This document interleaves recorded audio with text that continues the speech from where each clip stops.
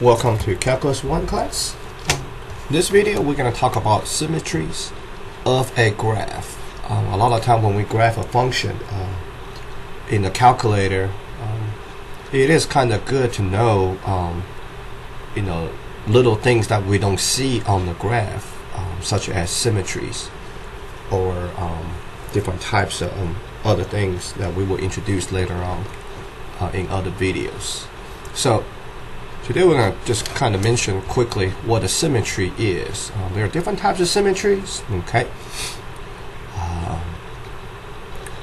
I can have a symmetry with respect to the y-axis, okay, in respect to the x-axis, or we can have a symmetry with respect to the origin. So the three different types of symmetry we're going to take a look at here to determine whether we're going to have those symmetry or not. Okay, we can replace in respect to the y-axis, we can replace in the x variable by negative x, and we will simplify the equations. And once we simplify it, if you come up with an equivalent equation, then that means the graph is symmetric in respect to the y-axis. Alright, so let me kind of show you what do I mean by these three types. So let's say if I have an x and y axis here, and I have a function such as a parabola, okay, a u.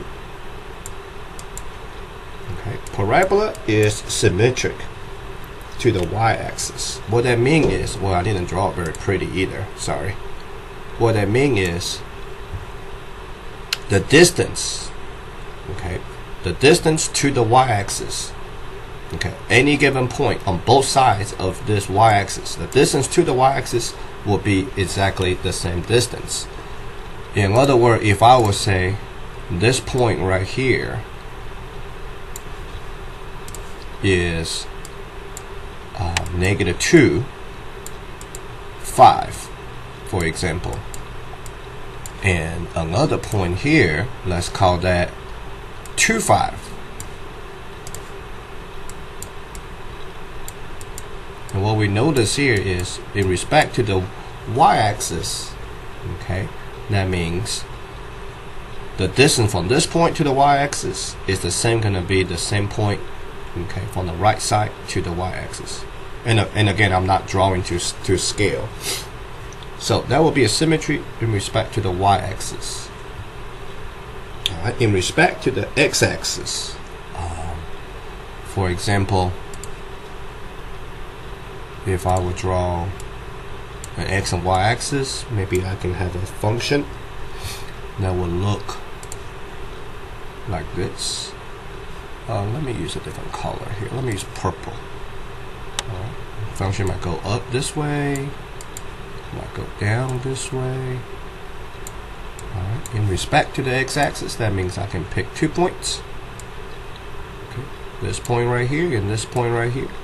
So let's say what you notice here is if you think about vertical line, okay, if a vertical line can connect these 2 points, what that means is the two x values are the same. The y value, one is positive, one is negative, because one is above the x-axis, one is below the x-axis. So positive y and negative y here. Alright, so in respect to the x-axis, that means that what? That means the distance, okay, from the point on top to the x-axis is the same as the point down here to the x-axis. So in a way, you can say what? They are mirror image. If you will flip this graph over, okay, you will literally flip it over, you will actually be mirror image in respect to the x-axis. In respect to the y-axis, you can say like folding a piece of paper vertically. If you will just take this right side and flip it over, okay, you'll be mirror image as well. Alright, so if you ever heard mirror images, that's what it's referring to. Alright, symmetric in respect to the origin. For example, that will be probably like a cubic function, but I'm not going to draw a cubic function. I'm going to draw slightly different function here. If I would draw a function look like this. I didn't draw very good. Right, in respect to the origin means if I pick a point right here and pick a point down here, alright, the point on top will have an x value and a y value, and the point down here will have a negative x value and a negative y value. So the way I'm writing this is by saying, okay, the two x values are the same, it's just one positive, one negative. The two y values are the same, it's just one positive, one negative. So from these 2 points, the distance to the origin, okay, will be the same. The distance to the origin will be the same in respect to the origin. All right. So let's give it. Let's try an example here. I'm going to test this function in respect to the y-axis, and then we're going to test it in respect to the origin. All right. With respect to the y-axis, the table here says we will replace the x by the negative x. So replace the variable x with a negative x. So that would be y equals 2 times negative x to the third power. Excuse me. Excuse me. Minus negative x, and I'm gonna put my negative x in the parenthesis. All right. Negative x to the third power will still be a negative x to the third times 2. That would be negative 2 x to the third. All right, negative 1 times negative x, that's my second term. Negative 1 times negative x, positive x. So once I simplify this, does my equation equivalent to what I start out with? And the answer would be no. These two look alike, but they are actually different. So that means this graph, okay, is not respect to the y-axis.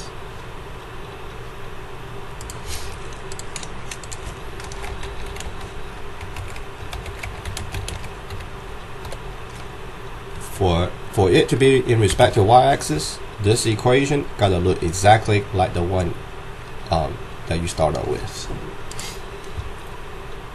All right. Now let's test with respect to the origin. So with the origin, it says replacing x by negative x and replacing y by negative y. All right. So for my function here, replacing y with a negative y equals replacing the x with negative x, that would be 2 times negative x to the third minus parenthesis and negative x. So if I simplify my right hand side, that will still, my first term will still give me negative 2 x to the third. Negative 1 times negative x, positive x. All right. Negative y, there's nothing to simplify here. It's still negative y. All right. So to have an equivalent equation, by looking back at the original function, it's supposed to have a positive y. So I'm going to try to make this thing look just like it. Since the original function has a positive y, what I'm going to do here is multiply every term by the negative. If I multiply every term by the negative, that will give me y equals 2x to the third minus x. If I multiply every term by negative, my new function that I simplified by substituting negative y and negative x does look exactly like my original function. So that tells us that it is in respect to the origin.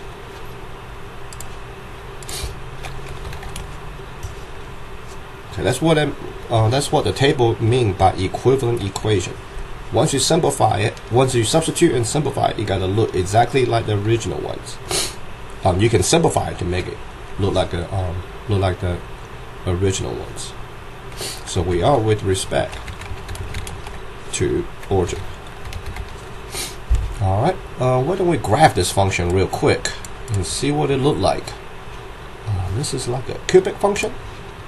So I'm gonna go to my graphing calculator. Y equals 2x to the third minus x. Oh, sorry about that. I'm gonna zoom number 6, the zoom standard. Alright, so not much going on here just by looking at it. So let's go to the table. If I go to the table here, okay, so think about this. If I would say x is 1, okay, my y is 1. Well, my x is -1, my y value is -1. So earlier, in respect to the origin, positive x, negative x, same number, different signs. Positive y, negative y, same number, different signs. So that tell you one is above the x-axis, one is below the x-axis. When we see that, it is in respect to the origin. Just by looking at these points, we can actually determine that. But we gotta be very careful. Sometimes it might not be true all the way. Some of these functions, if we graph it, couple points are the same, but not every one of them. So those are the ones that's a little bit tricky.